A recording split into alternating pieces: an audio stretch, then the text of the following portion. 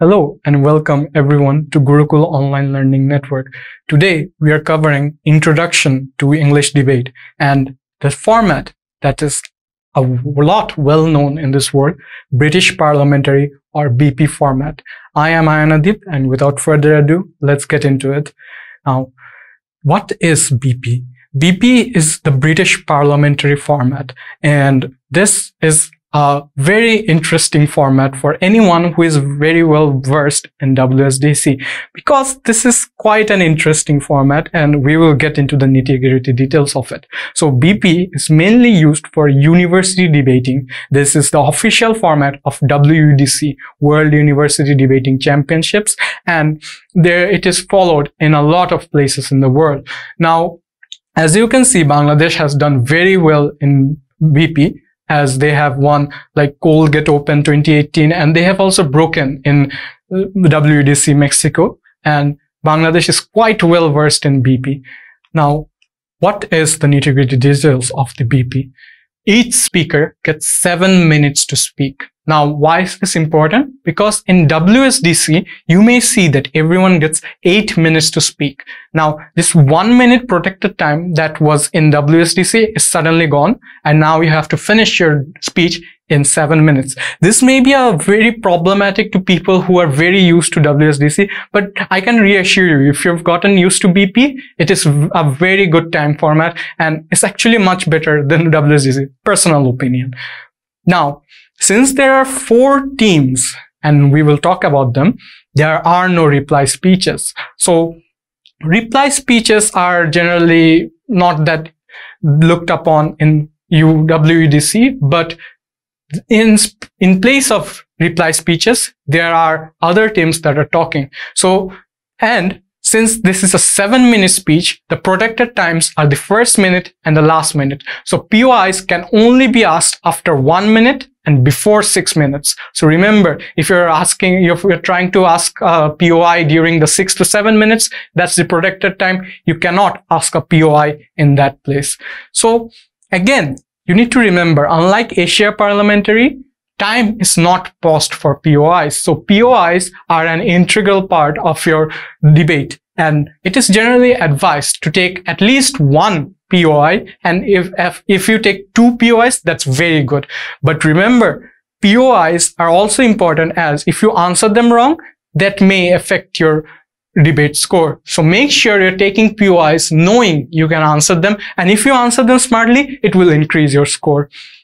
Now, 4 teams, that's the most, people ask, 4 teams, how am I supposed to take on 4 teams at a time? How do we even take it on? Because there's a proposition, there's an opposition. How will we play? So the fun part is there are 2 propositions and there are 2 oppositions. So what are they called?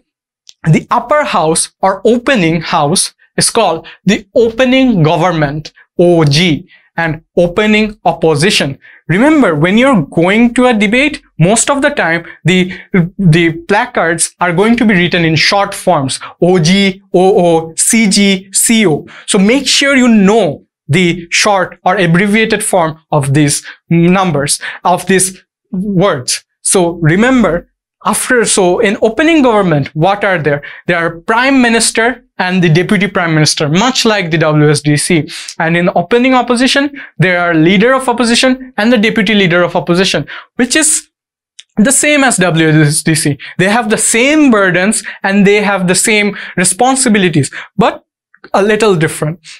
The difference, we will talk about them in a later session. But for now, just remember, there are 2 people in the opening, 2 people in every team, and 4 teams. So there are 8 speakers.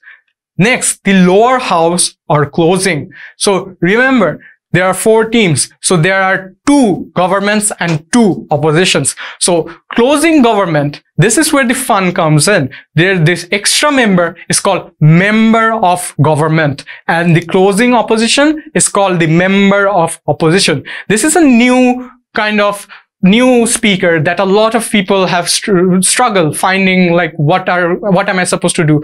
Don't fret, I will talk about it later. But remember, this is the new one, MG, MO, and then government whip and opposition whip. So what's the difference? Like, what's the difference between this? Remember that since you're on the same team, there are a lot of things that you should think about and you should also consider while debating. First of all, the team progression is like this. The opening government goes first. So it comes down to Prime Minister and then the leader of opposition, much like the WSDC. Then there's the Deputy Prime Minister, then the Deputy Leader of Opposition, again, just like WSDC. But then it goes to closing government. So closing government, the first member to speak is the member of the government, and then in CO or closing opposition, the first one to speak is a member of the opposition. And then like WSDC, you have the government whip and the opposition whip. So remember, these 4 teams are played out like this: OG first, OO second, CG third, CO fourth. So remember, you do not go just after your opening. So many people think that it's opening government, then closing government, opening opposition, closing opposition. No, this is how it is to be played out. Now, you cannot ask POIs to your opening team. So your opening team or closing team, you cannot ask it to your own team. Like if you think that you're the opening government, you can ask POIs to your closing government. No, you cannot. You cannot ask POIs to your own team at all. Now remember, opening teams and closing teams of both the government and the opposition are the same team. They're supposed to be together, but they have a little bit of different values to them because they need to prove different things that they have in their mind. So you cannot just ask a POI during your opening government speech or your closing government speech. And if you're the opposition, you cannot ask a POI to your opening opposition team or your closing opposition team. That's something that you should remember. And remember, that is the format. Now, you cannot speak against your opening team. This is where the fun begins.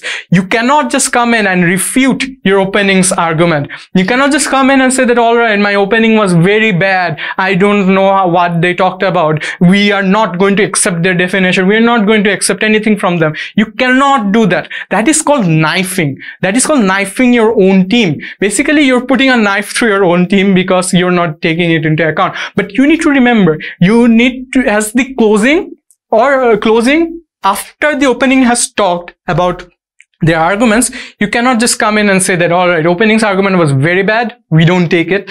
You need to be in a mutual respected position in the such that you can say that, all right, there were some problems with opening's argumentation, but we think we as the closing have a better argumentation and we wish to present that to you. So remember, openings aren't something you should go against. That applies for both government and opposition. You cannot, as the opposition, you cannot say that, oh, my opening opposition was bad. You can say that the government's side was bad. But remember to never speak against your own team and never knife them.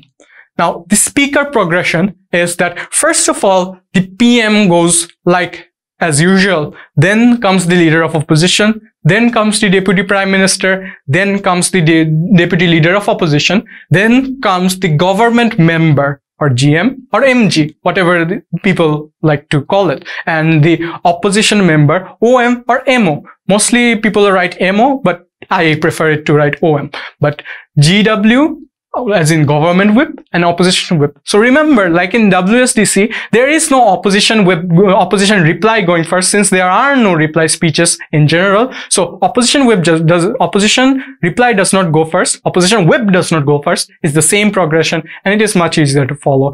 Now, what have we learned? We have learned that BP, what is BP and where it is implied. Now the speaker roles in BP, I want to expand upon it a little bit. So even if it follows the same guidelines of WSDC, you need to remember BP is a much more general debate because there are 4 teams. You don't know where the arguments will come from. You don't know what the closing will tell. You don't know what the opening will tell before you get into the debate. So make sure you have like every single area covered. As the opening, you need to make sure that all the arguments that have been talked about are then taken into account and told why the argument that you are presenting is the most important. You cannot just come in and say that all right, whatever we've talked about, this isn't important, but our own is important. But you need to give them a reason to believe that this is the most important. Frame it so.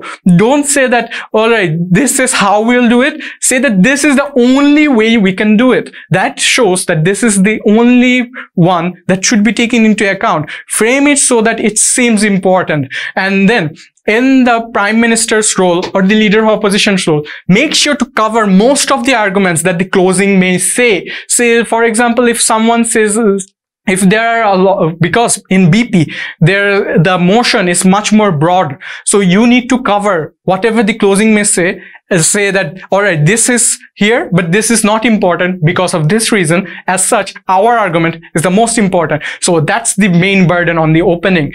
So you need to cover most of the things that may be talked about. And if you do cover it, when the closing comes in and gives their own argument, that may seem like, all right, the opening covered it and said it's not important. So I, as the adjudicator, won't think it's important. That's the power the opening has. And then the Deputy Prime Minister, Leader of Opposition, does the same, provides most of the chunk of the arguments, and then shows why they are the winner. Then member comes in, and the burden on the member is to come in and say why whatever opening talked about wasn't that important, but our own arguments are the most important. Remember, this is a competition. You are not here for a friendly banter. You need to make sure that you're the best. Show them that you're the best with your arguments. So whenever opening talks about one argument and says that your arguments are irrelevant, if you can come in and say that, all right, our arguments are still relevant due to this reason. Again, argumentation must be layered so that so that as the adjudicator, you can understand that yes, this is indeed important, even if the opening has talked about this and said this is irrelevant. So even as the closing, you have the power to talk about new arguments. Again, another thing to remember is that opposition whip and government whip are going to provide a general summary of the whole debate, but since the debate is so long with 8 speakers, you need to remember to manage your time. And as for the specifics of the member role, we will go much more further deeper into the role. But what have I talked about so far?